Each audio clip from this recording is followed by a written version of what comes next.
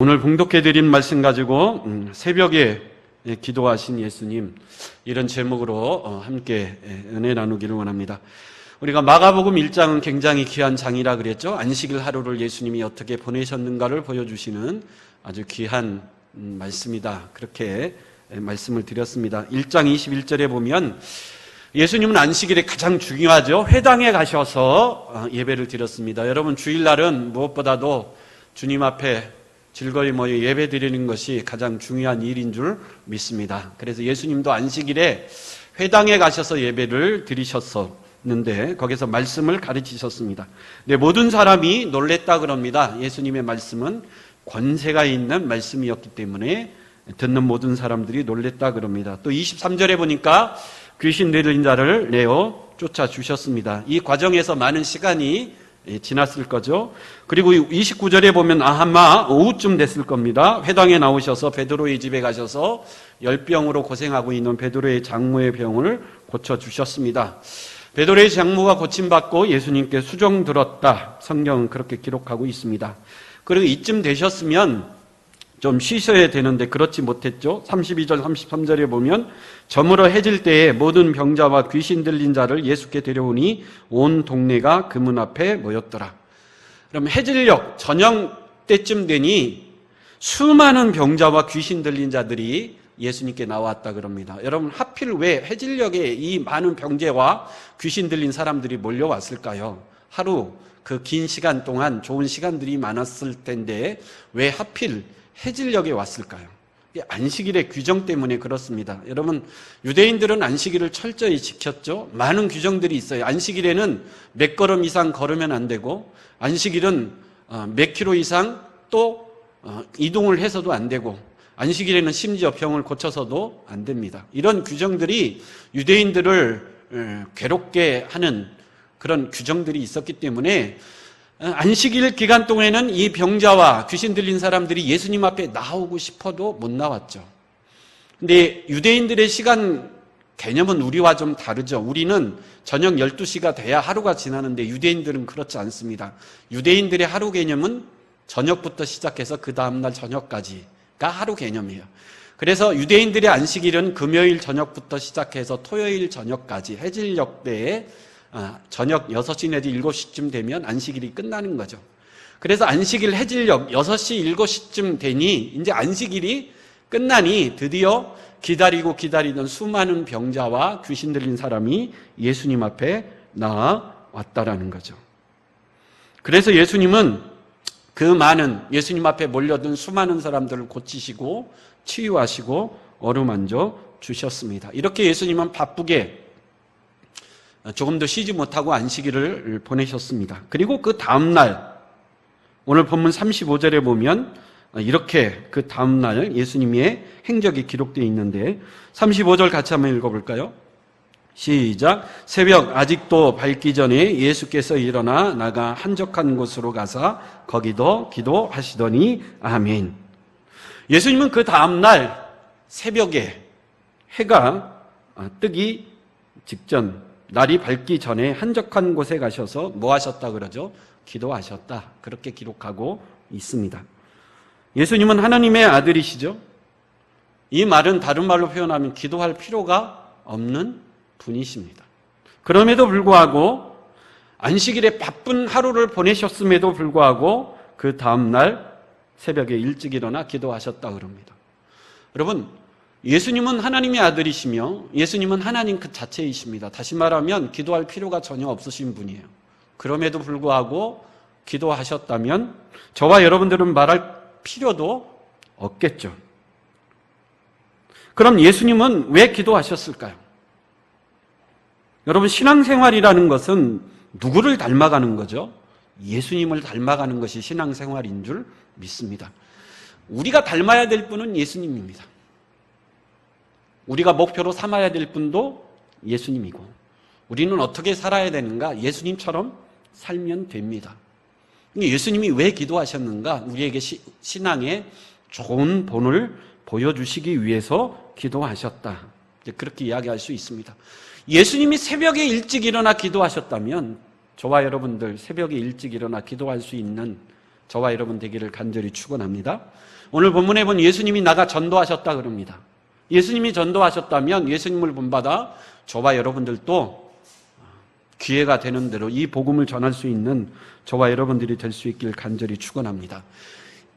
우리가 닮아야 될 예수님은 우리에게 좋은 신앙의 본을 보여주시기 위해서 새벽 미명에 일찍 일어나 기도하시는 모습을 보여주고 계십니다. 그래서 이 새벽에 일찍 일어나 기도하시는 이 모습 속에 예수님은 우리에게 어떤 본을 보여주시기를 원하셨을까요? 몇 가지 생각하며 오늘 은혜 나누는 시간 갖기를 원하는데, 첫째로 새벽에 기도하는 거룩한 습관을 가지라고 우리에게 보여주고 계십니다. 사람은 누구나 자신만의 습관을 갖고 있습니다. 좋은 습관을 갖고 있다면 우리에게 유익할 것이지만 반대로 좋지 않은 나쁜 습관을 갖고 있다면 별로 좋지 않을 겁니다. 그리고 등산 동호회 모임이 그렇다 그러죠. 힘들고 건강을 위해서 하루 종일 열심히 운동하고 등산하고 내려오면 어디로 간다 그러죠? 술집에 가서 술 먹는다 그러죠. 그러면 하루 종일 열심히 운동한 건 아무 소용이 없지 않습니까? 이게 나쁜 습관은 우리에게 별로 좋지 않습니다. 예수님은 우리에게 새벽에 일어나 매일 기도하는 좋은 습관을 우리에게 보여주고 계시는 거죠. 여러분, 중세 유럽에 흑사병이 유행을 해서 중세 유럽의 인구 3분의 1이 죽는 안타까운 일이 있었습니다. 근데 이 흑사병이 어떻게 해서 일어났는가? 유대인들이 일으킨 것이다. 이 소문이 유럽에 퍼지기 시작했습니다. 왜 그렇죠? 가만히 보니까 유대인들은 별로 흑사병에 걸리지도 않고 흑사병에 죽지도 않더라는 거죠. 유대인들은 상당히 건강하더라는 거예요. 여러분, 왜 유대인들은 유럽의 인구 3분의 1이 흑사병에 죽어갈 때 유대인들은 건강했을까요? 이유는 간단했습니다. 위생관념이 철저했기 때문에 그래요.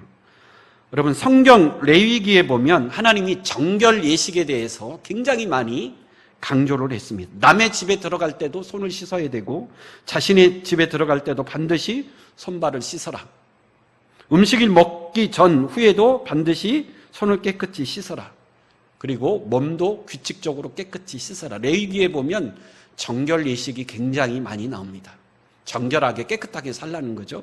그래서 유대인들은 위생관념이 철저했습니다. 그래서 흑사병, 전염병에 많이 걸리지 않았다라는 거죠. 그런데 당시 유럽 사람들은 깨끗한 것 같지만 아니었어요. 위생관념이 거의 없었습니다. 대부분 서민들은 비누가 무엇인지도 몰랐고 손과 발을 제대로 씻지 않았고 목욕하는 일은 거의 없었다 그러면, 여러분, 향수가 프랑스에서 특히 유럽에서 발달이 되는데, 여러분, 왜 향수가 발달이 됐냐면 유럽인들이 몸을 잘 씻지 않으니까 몸에서 안 좋은 냄새가 나잖아요. 그래서 향수를 뿌려 좋은 냄새가 나게 하려고 향수가 발달이 된 거예요. 좀처럼 씻지 않는 유럽인들. 그래서 손발을 잘 씻었던 유대인들은 흑사병에 잘 걸리지 않았고, 위생이 안 좋았던 유럽인들은 흑사병, 전염병에 걸려 많이 죽었다 그럽니다. 그래서 좋은 습관은 우리에게 좋은 유익을 가져다 주는 줄 믿습니다. 영적으로도 우리의 영혼이 건강하고 영적으로 강건한 사람이 되려면 육적으로도 좋은 습관이 있어야 육체가 건강하듯, 여러분, 영적으로도 좋은 습관이 있어야 우리의 영혼이 건강할 줄 믿습니다. 예수님이 보여주시는 가장 좋은 영적인 습관, 거룩한 습관, 우리에게 유익이 되는 습관은 새벽에 일찍 일어나 매일 뭐하는 습관을 가지라는 거죠? 기도하는 습관을 가지라는. 누가복음 22장 39절 한번 읽어볼까요? 누가복음 22장 39절. 시작. 예수께서 나가사 습관을 따라 감람산에 가심에 제자들도 따라갔다. 예수님은 기도하는 것이 뭐가 된 거죠?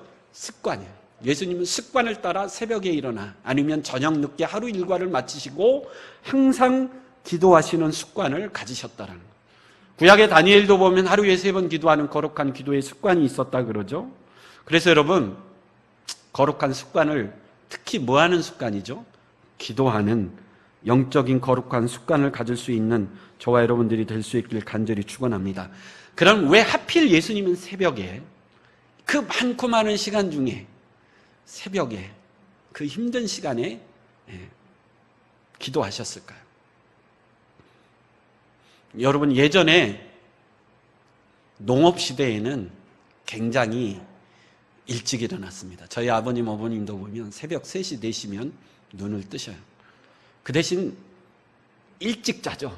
저녁 먹고 8시, 9시면은 주무십니다. 그러니까 일찍 일어나는 거예요. 일찍 일어나서 뭐 논에 갔다 오시기도 하시고 밭에 갔다 오시기도 하시고. 근데 여러분, 새벽에 요즘 일찍 일어나기가 쉽습니까? 어렵습니까? 어렵죠. 왜냐하면 밤문화가 너무 꽃을 피우고 있기 때문에 밤새 해야 될 일이 많기 때문에 저녁에 늦게 자니까 아침에 일찍 일어나기가 사실은 쉽지 않습니다. 그럼에도 불구하고 성경은 새벽에 일찍 일어나 기도하는 것이 좋다, 그렇게 권면하고 있습니다. 그럼 출애굽기 14장에 보면 이스라엘 백성들이 출애굽을 해서 홍해 앞에 다다랐죠. 아픈 홍해 바다가 가로막고 뒤는 애국 군대가 쫓아왔을 때 모세가 하나님 앞에 간절히 기도했습니다. 하나님 어떡할까요? 하나님이 말씀하십니다. 모세야, 지팡이를 들고 내 손을 바다 위로 내밀라. 그래서 모세가 하나님의 말씀대로 지팡이를 들고 손을 바다 위에 내밀었더니 그 순간 큰 동풍이 불어와서 홍해 바닷물을 물러가게 하기 시작하는데 밤부터 시작해서 새벽까지 물러가게 하셨다. 그래서 여러분, 홍해 바다가 완전히 갈라진 때가 언제죠? 새벽입니다. 새벽에 홍해 바다가 완전히 갈라지고 새벽에 이스라엘 백성들을 쫓아오던 애굽의 군대가 홍해 바다에 수장되는 기적이 일어났어요. 출애굽기 14장 22절에서 24절 한번 읽어보겠습니다. 시작. 이스라엘 자손이 바다 가운데를 육지로 걸어가고 물은 그들의 좌우에 벽이 되니 애굽 사람들과 바로의 말들, 병거들과 그 마병들이 다 그들의 뒤를 추격하여 바다 가운데로 들어오는지라. 새벽에 여호와께서 불과 기름 가운데에서 애굽 군대를 보시고 애굽 군대를 어지럽게 하시며, 홍해 바다가 갈라져서 이스라엘 백성들이 홍해 바다를 건너고 쫓아오던 애굽 군대가 홍해 바다에 수장되는 이 놀라운 기적의 때가 24절에 보면 언제 일어났다고요? 새벽에. 여러분, 여호수아 6장 15절에도 보니까 여호수아가 이스라엘 백성들을 데리고 이번에는 요단강을 건너 가나안 땅 첫 성 여리고성을 공격하는데 마지막 날 7째 날에 7바퀴를 돌고 함성을 지르니 여리고성이 무너졌어요. 그럼 그때 시간이 언제였을까요? 여호수아 6장 15절 한번 읽어보겠습니다. 시작. 7째 날 새벽에 그들이 일찍이 일어나서 전과 같은 방식으로 그 성을 7번 도니 그 성을 7번 돌기를 그난 뿐이었더라. 이스라엘 백성들이 여리고 성을 무너뜨린 시간도 언제라고요? 새벽이라는. 그래서 새벽은 기적의 시간이고 새벽은 은혜의 시간이고 새벽은 축복의 시간이고, 예수님이 부활하셨습니다. 언제 부활하셨죠? 새벽에 부활하셨다는. 시편 46편 5절 한번 읽어보겠습니다. 시편 46편 5절. 시작. 하나님이 그 성 중에 계심에 성이 흔들리지 아니할 것이라. 새벽에 하나님이 도우시리라.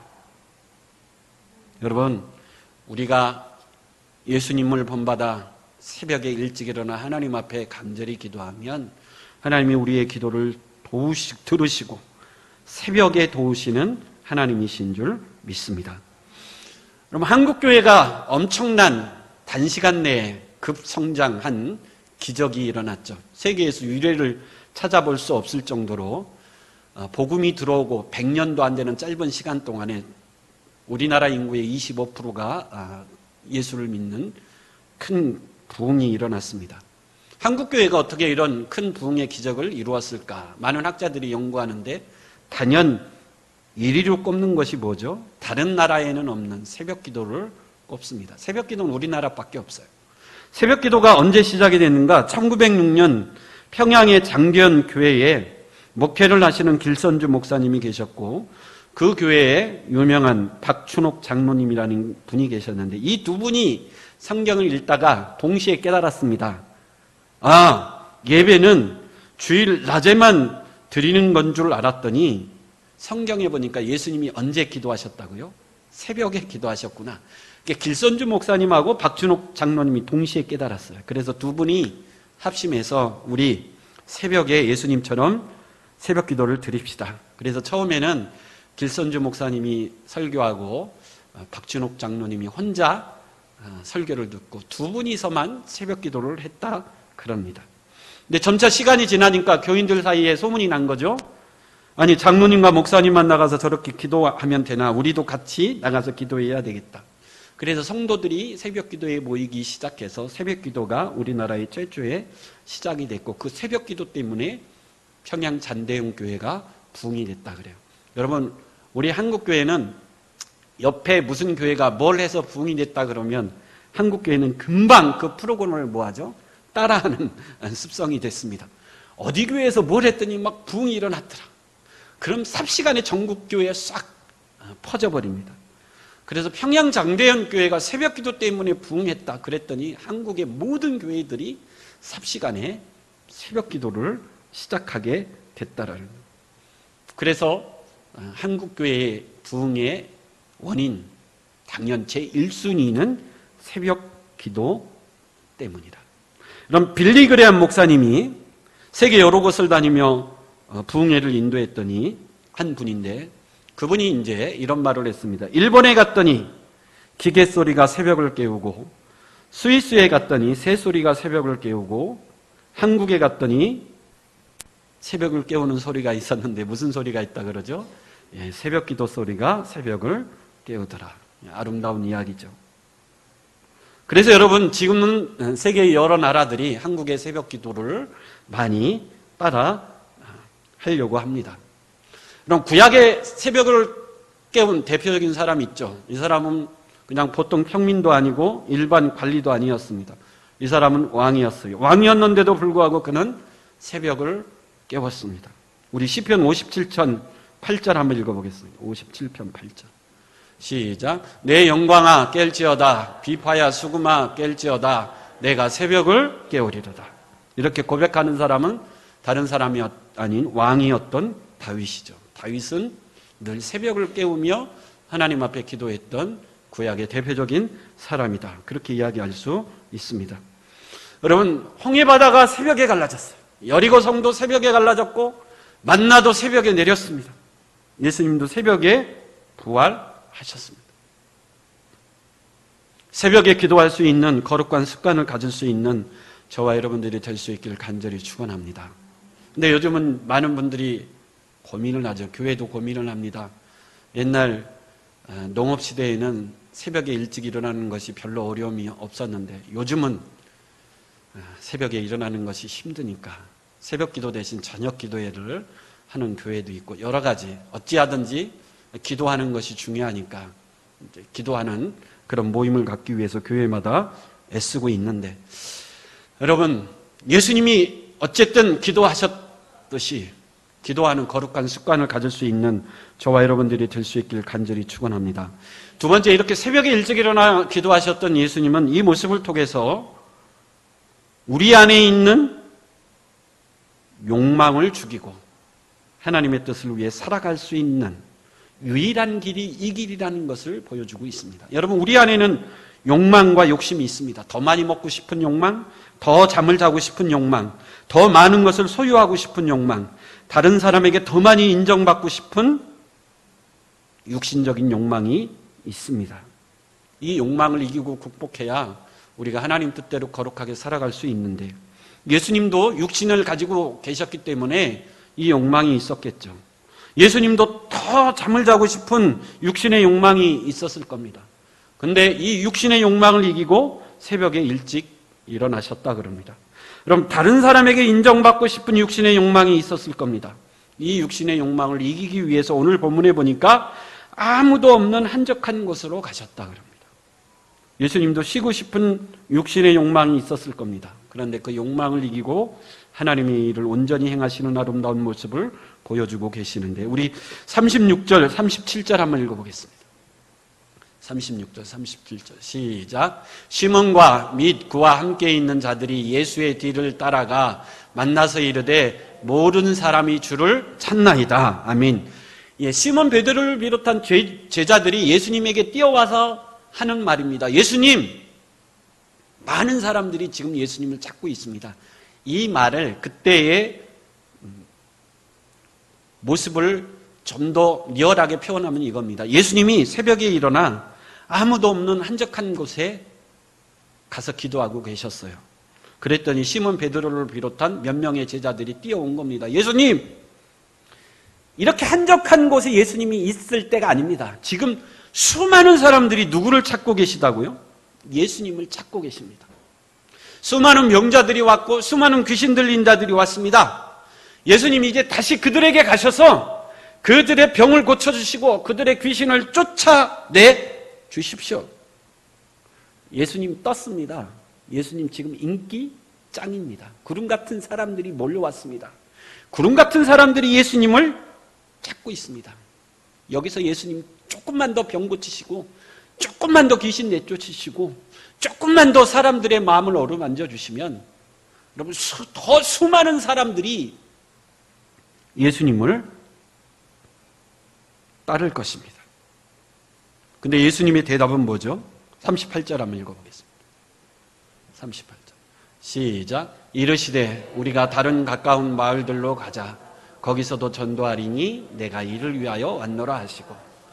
예수님도 육신을 입고 계셨기 때문에 그런 욕망이 있었겠죠. 수많은 사람들이 나를 따르고 더 많은 사람들이 나를 따르고 더 많은 사람들이 나를 인정해주고 더 많은 사람들에게 내게 인정받고 싶은 욕망. 근데 예수님은 그 육신의 욕망을 이기기 위하여 새벽에 뭐 하셨다 그러죠? 기도하셨다.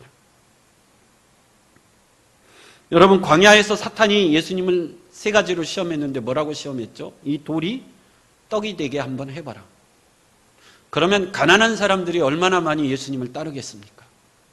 성전 꼭대기에서 뛰어내려봐라. 그럼 천사들이 너를 받들어 머리털 하나 다치지 않게 하리니.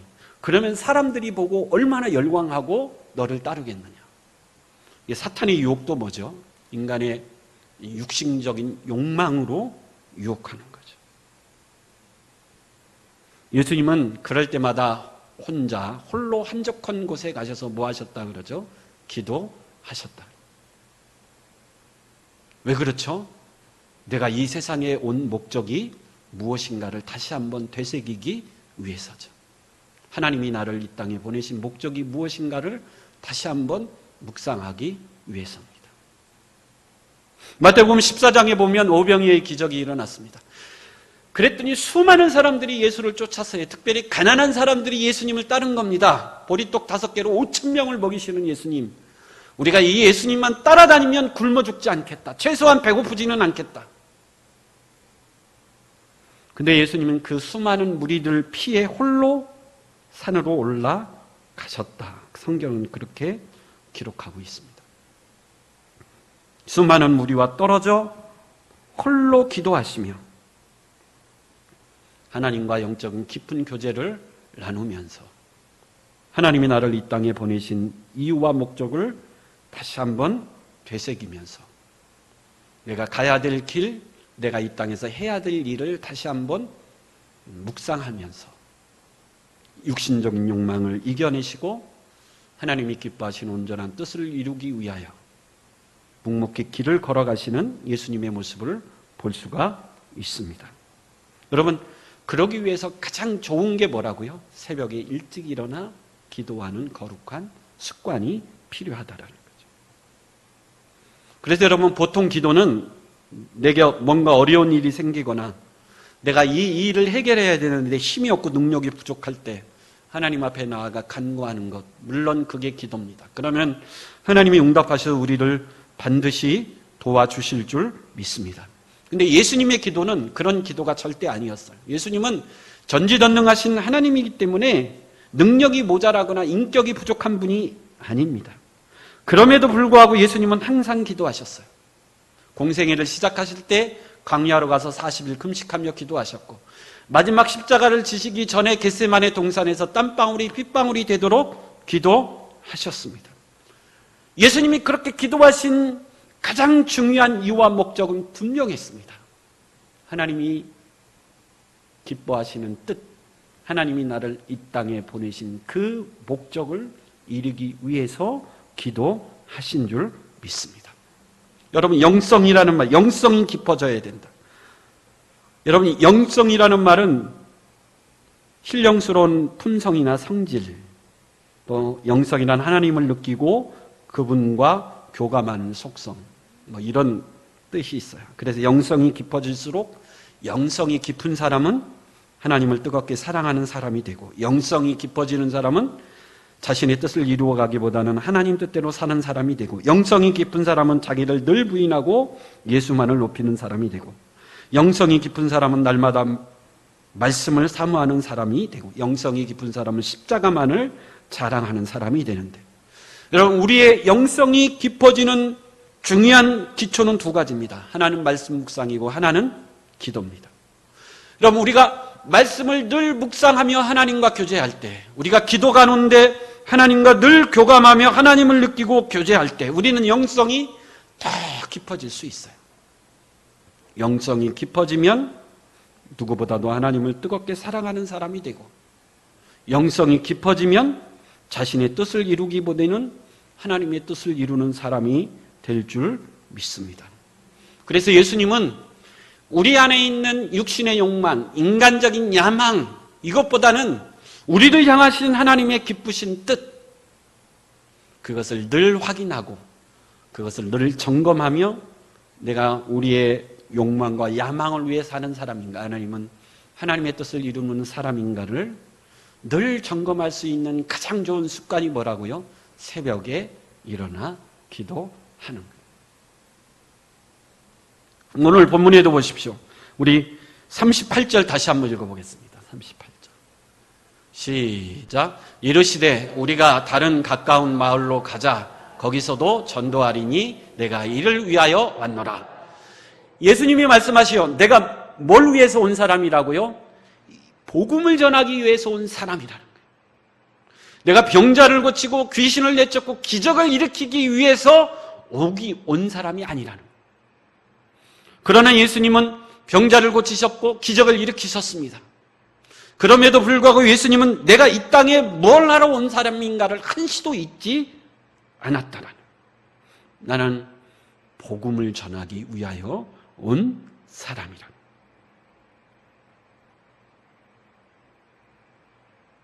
여러분, 기도하는 사람은 하나님이 내게 주신 사명이 무엇인지를 명확히 알아갑니다. 기도하는 사람은 하나님이 나를 향하신 뜻이 무엇인지를 선명하게 깨달을 수 있어요. 기도하는 사람은 하나님이 기뻐하시는 그 길을 뚜벅뚜벅 환경에 방해받지 않고 초연히 그 길을 걸어갈 수 있는 사람이 될 수 있는 겁니다. 다시 말하면 본질에서, 믿음의 본질에서, 사명의 본질에서 벗어나지 않는 가장 좋은 방법, 가장 좋은 길은 예수님처럼 새벽에 일찍 일어나 기도하는 삶, 기도하는 인생이라는 거죠. 새벽에 기도합시다. 그랬더니 굉장히 부담감이 되죠. 새벽 기도 나오는 사람은 부담이 없는데 새벽 기도 안 나오는 사람은 굉장히 부담이 되는 설교입니다. 여러분, 기도해야 됩니다. 아멘? 기도해야 됩니다. 기도해야 됩니다. 여러분, 나는 기도하는 사람이 되리라, 이렇게 결심할 수 있는 이 시간이 되었으면 합니다. 기도해야만 막혔던 길이 열릴 수 있어요. 기도해야만 하나님과 나 사이에 막혔던 담이 허물어질 수 있습니다. 그러면 하나님과 우리 사이에 고속도로가 뚫리는 거죠. 그러면 여러분, 뭐가 문제겠습니까? 하나님과 나 사이에 막힌 모든 문들이 열리고 막힌 모든 담들이 무너져 고속도로와 같이, 시온의 대로와 같이 하나님과 나 사이에 뻥 뚫린 길이 열린다면 여러분, 무엇이 문제이겠습니까? 여러분, 기도하면 우리의 인생이 바뀌고, 기도하면 모든 것들이 회복될 수 있고, 기도하면 불가능한 것들이 다 가능하게 될 줄 믿습니다. 그래서 여러분, 기도는 선택사항이 아니에요. 해도 되고 안 해도 되고가 아니고 기도는 뭐 하는 거죠? 반드시 해야 돼. 사무엘처럼 나는 기도를 쉬는 죄를 결코 범하지 아니하리라. 여러분, 기도를 쉬는 것은 곧 뭐라 그러는 거죠? 죄라는 거. 기도해야 됩니다. 여러분, 특별히 중직을 맡을수록 더 많이 기도할 수 있길 간절히 축원합니다. 새벽 기도를 없애고 금요 기도회를 없애고 예배를 없애고 기도 시간을 없애는 것만큼 위험한 일이 없어요. 여러분, 기도 시간을 없앤다면 위험한 거예요. 기도가 사라진다면 굉장히 위험한 거예요. 살고 싶으면 기도해야 되고 우리 교회가 부흥하려면 기도가 살아야 되고 오늘 예수님처럼 습관적으로라도 항상 기도할 수 있는 저와 여러분들이 돼야 될 줄 믿습니다. 특별히 예수님의 기도를 통해서 오늘 강조하고 있는 것은 기도라는 것은 내 힘으로 안 되는 일을 이루기 위해서 하나님 앞에 간절히 나아가 간구하는 것, 그게 기도일 수 있지만 예수님의 기도를 통해서 우리에게 보여주는 것이 무엇이죠? 모든 사람이 주님을 찾습니다. 그럴 때 예수님이 뭐라고 그래요? 나는 이것을 위해서 온 것이 아니라 내가 뭘 하러 왔는가? 그것을 잊어버려서는 안 된다. 하나님이 나를 이 땅에 보내신 그 선명하고 분명한 목적, 오늘 새벽에 기도하신 예수님, 그것을 잊지 않았다라는 거예요. 그래서 기도하는 사람은 자신만을 위해서 살지 않습니다. 기도하는 사람은 오래 기도할수록 그의 영성이 깊어질수록 누구의 뜻을 찾죠? 하나님의 뜻을 찾는 거예요. 내 뜻을 이루기 위해서는 기도가 깊어지고 영성이 깊어질수록 하나님의 뜻을 위해서 기도하는 기도자가 된다라는 거죠. 그래서 나의 원대로 마옵시고 아버지의 뜻대로 되기를 원하나이다. 여러분, 기도하는 사람은 절대 어느 것에도 흔들리지 않습니다. 환경에도 흔들리지 않고 사람에게도 흔들리지 않고 어떤 여론에도 흔들리지 않습니다.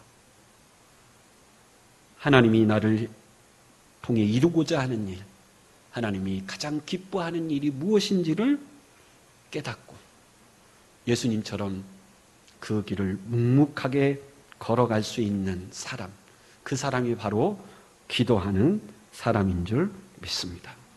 무엇보다도 여러분, 기도가 회복되기를 바라고 기도하는 사람이 되기를 바라고, 여러분 무엇보다도 우리 수원성민교회가 기도가 회복되기를 바라고 또 기도하는 교회가 되기를 간절히 사모합니다. 기도를 통해서 내 간절한 기도의 제목이 응답되는 것, 분명히 예수님도 주기도문을 통해서 그렇게 가르쳐 주셨습니다. 오늘 필요한 양식을 우리에게 주십시오. 내가 필요한 것, 내가 이루고자 하는 것들을 기도해야 되겠지만 그것보다 더 중요한 것, 예수님은 이 새벽에 기도하는 기도의 모습을 통해서 하나님의 뜻을 이루고 하나님이 기뻐하시는 그 길을 묵묵히 걸어갈 수 있는 가장 좋은 비결은 기도하는 삶이라는 거예요. 그래서 여러분, 기도하면 절대 손해보지 않습니다. 기도하면 내 기도의 제목이 응답될 뿐만 아니라 기도하면 하나님의 영광을 드러내는 온전한 믿음의 길을 걸어가게 될 줄 믿습니다. 그래서 예수님이 보여주신 새벽에 일어나 기도했다라고 하는 이 좋은 영적인 습관을 본받아 기도하는 인생으로 하나님 앞에 영광 돌리며 살아갈 수 있는 저와 여러분이 될 수 있길 간절히 축원합니다. 기도하겠습니다.